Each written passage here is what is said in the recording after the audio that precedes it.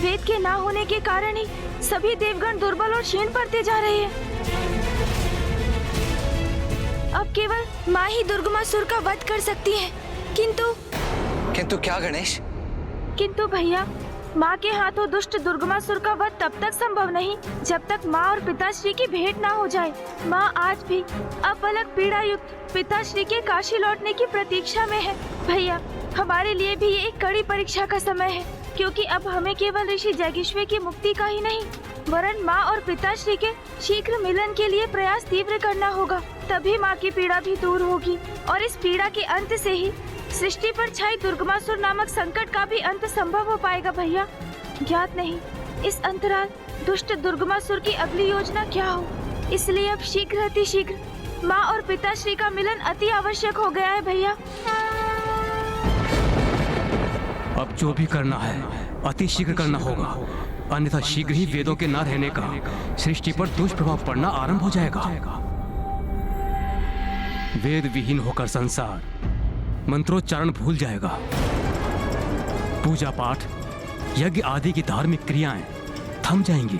मनुष्य धर्म पथ से भटक जाएगा। निरंतर हराश होगा देवताओं की शक्ति में। दुराचार, अनाचार, अज्ञानता, अन्य आसुरी आचरण में वृद्धि होगी। देवता बलहीन होने के कारण अच्छाई की रक्षा करने में असमर्थ होंगे। इसीलिए समस्त संसार में अधर्म रूपी बुराई का ही बोलबाला होगा। और दुर्बलता के कारण सभी देवगण अपना अपना दायित्व निभाने में असमर्थ होंगे। देवराज इंद्र का वर्षा और बवंडर से नियंत्रण खो जाएगा। अग्नि, वायु और जल तीनों तत्वों से अपना नियंत्रण खो देंगे। सभी देवताओं की शक्तियां निरंतर क्षीण होती जाएंगी। सृष्टि संकट में आ जाएगी। अब क्या हुआ भूपा जी? जिनकी पवित्रता अक्षुण्ण है, संसार का समस्त ज्ञान जिनमें समाहित है, वो वेद की देवी अब एक असुर दुर्गमासुर के वश में है। ये विचार मुझे अत्यंत व्याकुल कर रहा है।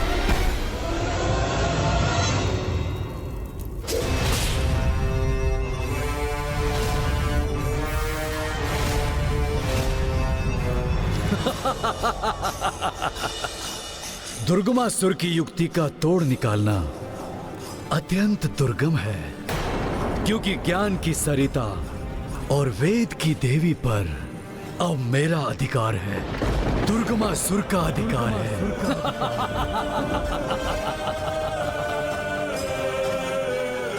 अब इन्हें ऐसे स्थान पर स्थित करूंगा जहां हम असुरों के सिवाय किसी का भी पहुंचना कठिन है।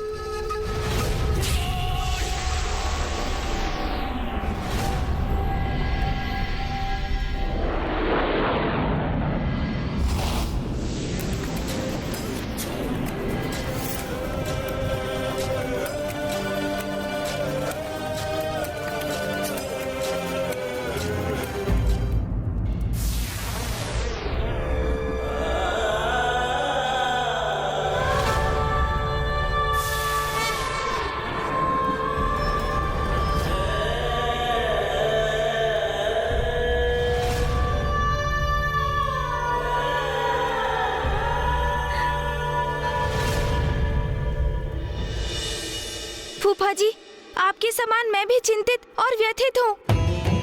वेद माता का हरण कर ले गया दुष्ट दुर्गमासुर।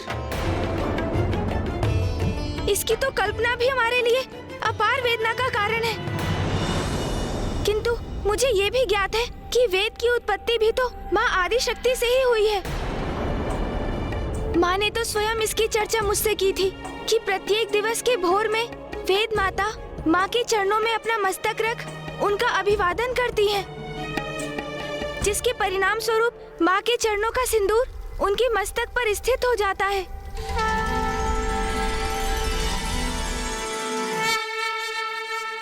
अवश्य वेद माता भी अपनी सुरक्षा के लिए माँ से गुहार कर रही होंगी।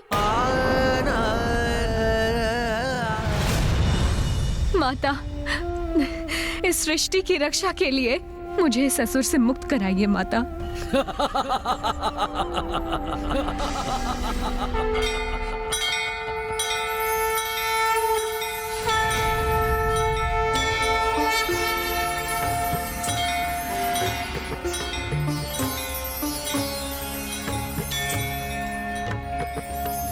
माँ के मंदिर में कैसी विशेष तैयारियाँ हो रही है मामा जी? क्या होने वाला है वहाँ?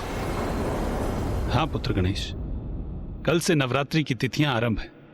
देवी आदिशक्ति के मंदिर में उसी की तैयारियां चल रही हैं। कल से देवी आदिशक्ति के सभी भक्त नवरात्रों की पूजा और व्रत आरंभ करेंगे। समय का चक्र भी कितनी तीव्र गति से बढ़ता जाता है ना। मुझे तो आभास भी नहीं हुआ कि नवरात्रि का समय आ गया है। मुझे तो ऐसा प्रतीत हो रहा है कि माँ इन पावन तिथियों की सूचना देकर हमें भी अवश्य हमारे समाधान की ओर प्रेरित कर रही हैं। तुमने उचित कहा कुमार कार्तिकेय।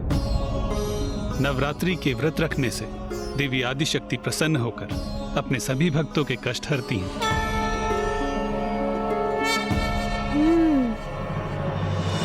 और हमारे संकटों का निवारण तो माँ के द्वारा ही संभव है, इसलिए हम भी नवरात्रि के व्रत और पूजन करेंगे।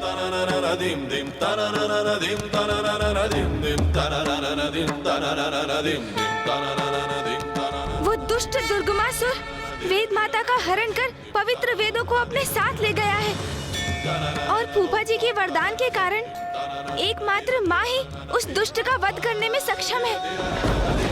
इसलिए अब तो माँ ही हमारे संकटों से मुक्ति दिलाने का मार्ग प्रशस्त करेंगी।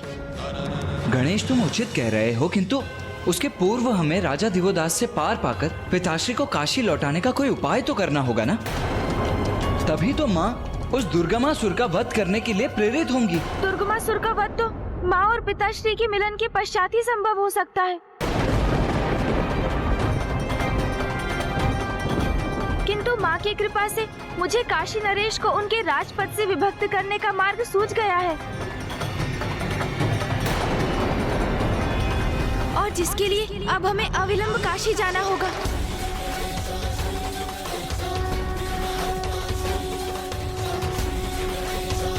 गणेश जी, भले ही इस अवस्था में तो हम युद्ध नहीं कर पाएंगे और संकट के समय में हमको योगदान न करें, ये सर्वथा अनुचित होगा। सहायता तो आप सभी देवता करेंगे इंद्रदेव, किंतु युद्ध करके नहीं, माता के नवरात्रि का व्रत रख के।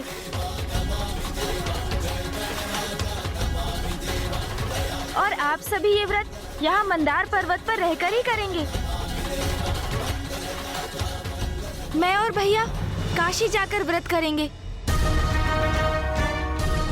क्योंकि राजा दिवोदास को बिना आहत किए एवं उन्हें कोई कष्ट पहुंचाए बिना काशी के राजपद को उनसे मुक्त करने का उपाय तो काशी जाकर ही करना होगा हमें।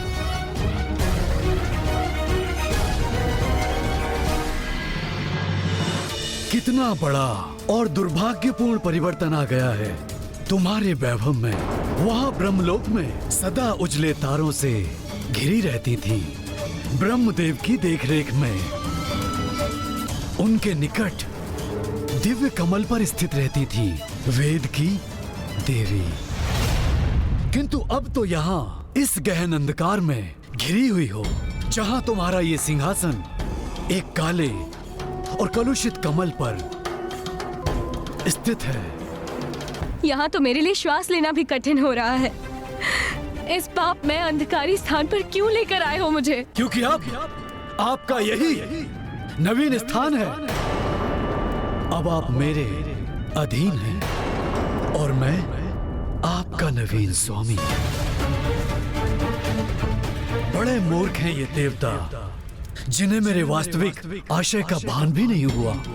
मेरी दृष्टि स्वर्ग के सिंहासन पर नहीं, मेरी रुरु पुत्र दुर्गमासुर की दृष्टि तो आरंभ से आप पर ही थी देवी, क्योंकि मुझे ज्ञात था यदि आप लुप्त हुई तो संसार से धर्म का भी लोप अवश्य होगा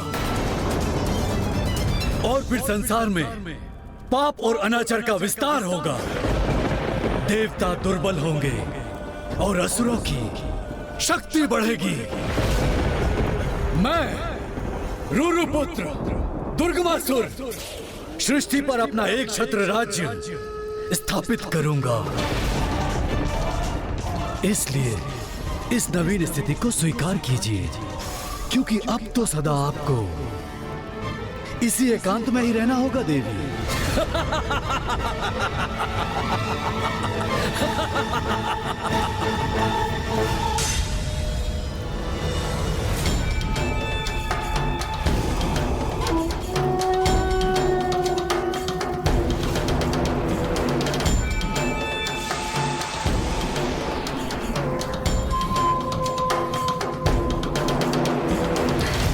माँ आदिशक्ति, रक्षा कीजिए माता, रक्षा कीजिए।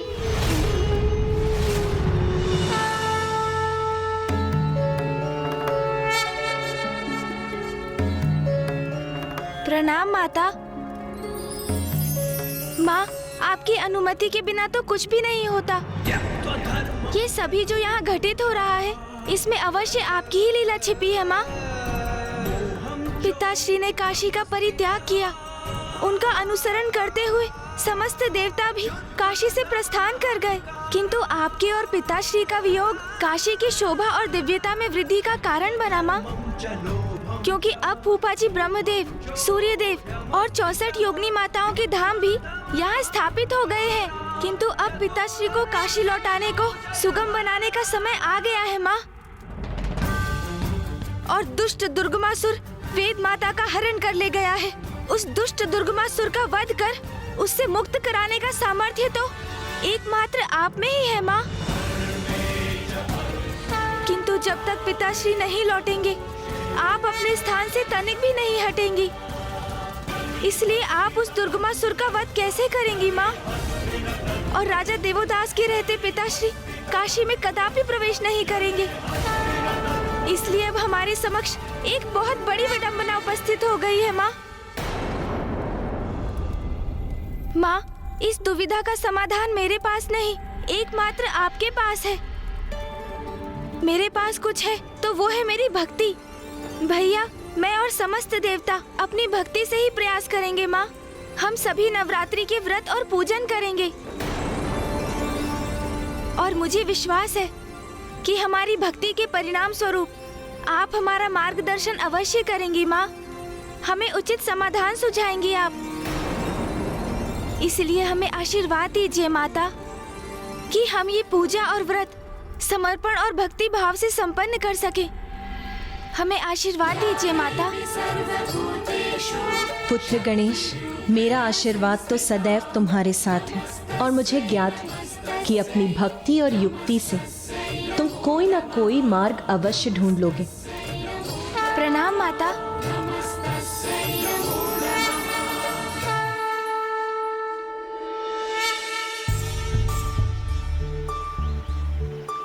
गणेश, क्या तुम इसीलिए काशी आना चाहते थे कि हम अपना व्रत और पूजन यहाँ माँ गंगा के पावन घाट पर कर सकें?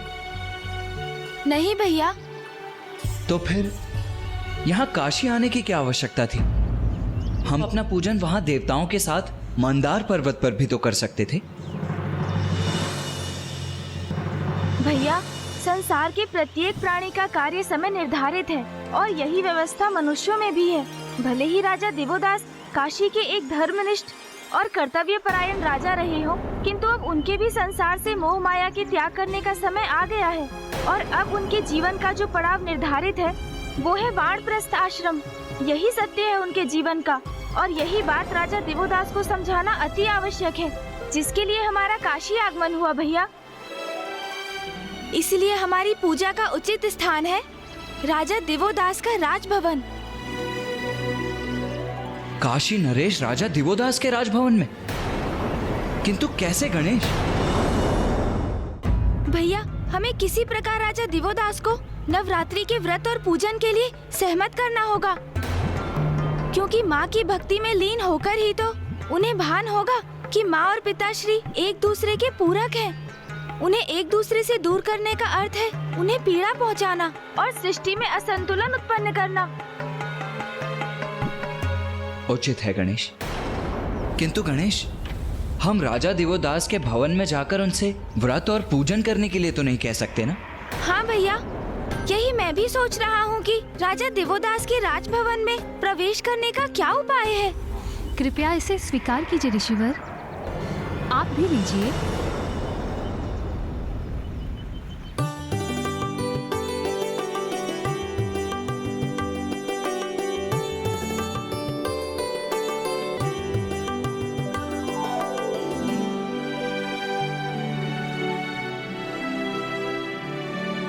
गणेश, वो स्त्री जो वहां दरिद्र ब्राह्मणों को फल और वस्त्र दान कर रही है, वो तो काशी की महारानी प्रतीत हो रही है। आपने उचित समझा कुमार कार्तिकेय। वो स्त्री महारानी सरला ही है, राजा देवोदास की पत्नी। अपने पति के समान वो भी बहुत नेक और धार्मिक स्त्री है। इसलिए यदि आप दोनों राजभवन में प्रवेश करने के इच्छुक हैं, तो महारानी सरला के माध्यम से ये अवश्य संभव है। हमें हमारा मार्गदर्शन करने के लिए आपको कोटि कोटि धन्यवाद माता। मैं आप दोनों की जो भी सहायता कर सकती हूँ वो अवश्य करूँगी। बस आप दोनों किसी भी प्रकार महादेव को काशी लौटाने का मार्ग ढूंढिए। महादेव की अनुपस्थिति में काशी अपूर्ण है और हम सभी नहीं, माँ आदिशक्ति भी अत्यंत व्यथित है। हमें सफलता का आशीर्वाद दीजिए माता। कल्याण हो।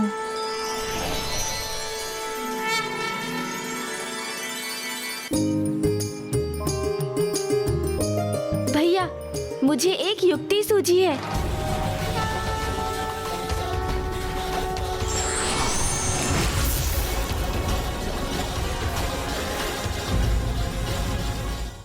गणेश, ये क्या कर रहे हो तुम? माँ के निर्देश का पालन भैया। बुद्धि और युक्ति का प्रयोग कर रहा हूँ मैं। चलिए, अब आप भी मेरे समान वस्त्र धारण कीजिए।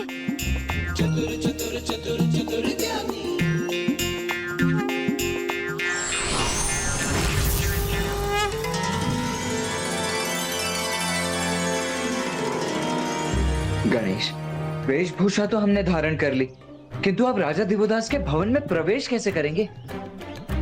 मेरे पास उसके लिए एक योजना है भैया। बस आपको उसका अनुसरण करना होगा। तुमने तो मात्र भिन्न वस्त्र धारण किए, भिन्न भेष कहाँ धारण किया है? हो तो तुम अब भी गणेश ही ना? भैया, आप प्रश्न बहुत करते हैं। आपको तो मैं अपने स्वाभाविक रूप में ही दिखाई दूंगा, किंतु अन्य सभी को मैं गणेश नहीं, एक साधारण ब्राह्मण बालक ही प्रतीत होऊंगा। आइए, मैं आपको अभी दिखाता हूँ।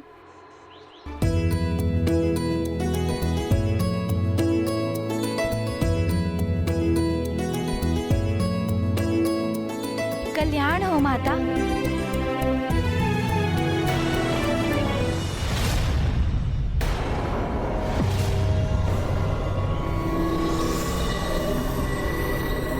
मुझे क्षमा करे ब्राह्मण देवता। अब आपको देने के लिए मेरे पास कुछ भी शेष नहीं। माता, हम आपसे यहाँ पर दक्षिणा प्राप्त करने नहीं आए हैं। हम तो बस यहाँ से निकल रहे थे तो हमारी दृष्टि आप पर पड़ी और हमारे मुख से स्वतः आशीर्वचन निकल पड़े। आप तो अति भाग्यशाली है माता। आपकी मनोकामना पूर्ण हो गई है। मनोकामना? कौन सी मनोकामना प्रभु? बाल्यावस्था में नाग कन्या ने ब्रह्मदेव की प्रार्थना की। प्रभु ब्रह्मदेव, मेरे पिताश्री नागराज वासुकी जी मेरा विवाह किसी योग्य नागपुरुष से करवाने के इच्छुक हैं, किंतु मेरी इच्छा है कि जब मैं उचित आयु में पहुंचूं तो मैं किसी ऐसे पुरुष, किसी ऐसे मनुष्य के साथ विवाह करूं जो धर्मनिष्ठ हो और आपका परम भक्त हो।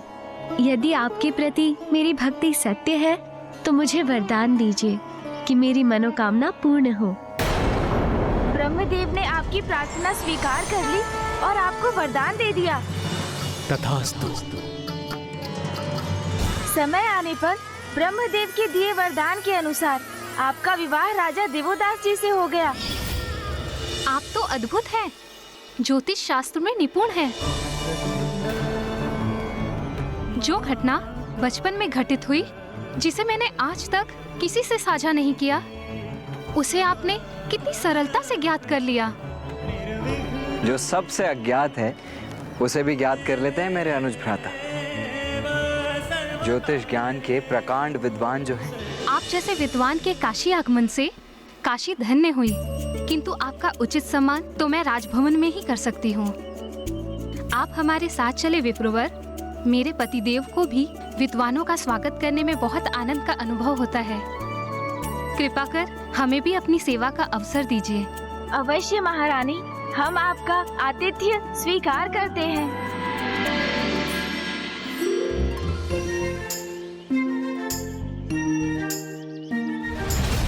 अब मैं राजा दिवोदास के समक्ष जो कुछ भी कहने वाला हूँ वो राजा दिवोदास के मन को परिवर्तित कर देगा, और यही परिवर्तन माता और पिताश्री के भेंट का कारण बनकर दुर्गमासुर के अंत का कारण बनेगा।